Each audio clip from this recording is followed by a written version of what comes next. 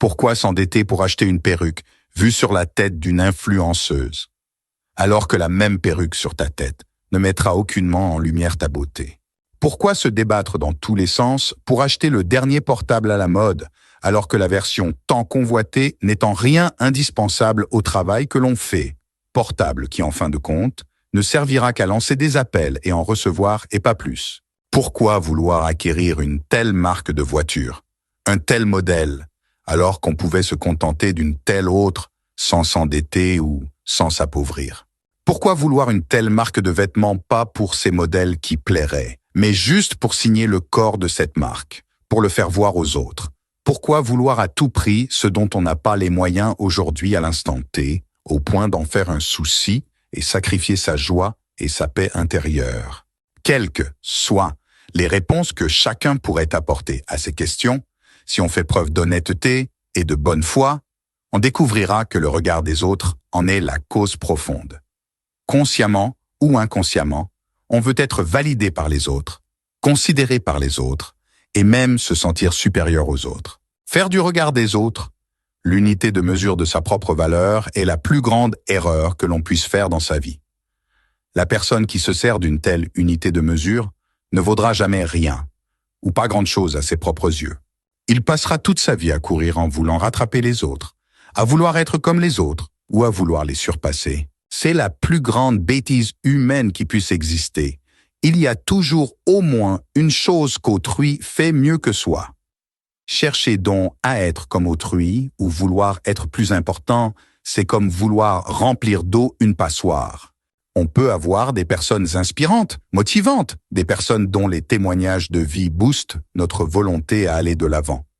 Ce n'est pas mauvais en soi d'apprendre de leur histoire, de leur vie, car l'homme ne se construit jamais à partir du vide. Mais il ne faut pas calquer sa vie sur celle des autres. Il faut refuser de se noyer dans le regard des autres.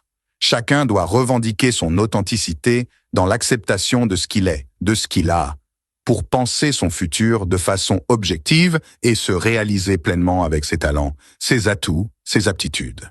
Dieu ne donne pas les ressources à une personne pour qu'elle mène la vie d'une autre personne, mais il les lui donne pour qu'elle mène sa vie à elle, conformément à son plan d'amour, à ses projets pour elle. Les ressources de toutes sortes qui nous sont données sont fonction de notre destination et non de celle des autres. Imaginez-vous l'éléphant demandant au bon Dieu de lui donner des ailes de l'aigle pour le rendre heureux, et l'aigle demandant la trompe de l'éléphant pour être admiré. L'éléphant ne sera plus l'éléphant. L'aigle également ne sera plus l'aigle et aucun des deux ne sera plus aimé, admiré et reconnu pour ce qu'il est. Rechercher à avoir absolument ce qui semble faire la joie, le bonheur de l'autre peut ne pas faire ta joie, ni ton bonheur, et tu auras perdu du temps et ton énergie à obtenir ce qui n'est d'aucune utilité à ton bonheur. En plus, ce que tu penses être la réalité de l'autre peut ne pas l'être en vérité. Les apparences te sont très souvent trompeuses. Si tu vis la vie de ton frère, de ta sœur, toi ta vie qui la vivra. Tous ceux qui devraient en faire une source de motivation, tous ceux que ton histoire devrait tirer vers le haut, qu'adviendra-t-il d'eux? Vouloir le titre de l'autre, son talent, sa fonction, vouloir être l'autre, c'est malsain. Chacun a sa destinée et le chemin qui mène à son accomplissement. La Bible parle de David, d'Ézéchiel, d'Abraham, de Jacob et bien d'autres. Tous ont eu une destinée dont nous ferons mémoire à jamais. Mais chacun d'eux a eu son histoire, son parcours, son chemin. Quand on cherche à mettre en lumière et en valeur ses talents, quand on a conscience de ce que l'on a, de qui l'on est, on trouve son chemin et on ne s'égare plus sur ceux des autres et on ne cherche plus à singer qui que ce soit. Soyons à l'écoute de nous-mêmes, donnons-nous du temps pour nous découvrir, pour nous connaître vraiment, pour prendre conscience de nos atouts, de nos talents. Faisons les choses par rapport à nous-mêmes, selon nos besoins réels, selon nos goûts, selon nos moyens, sans égoïsme et sans sentiment d'envie. Allons à notre rythme en nous référant toujours au Créateur pour nous assumer dans la vérité et être des personnes authentiques.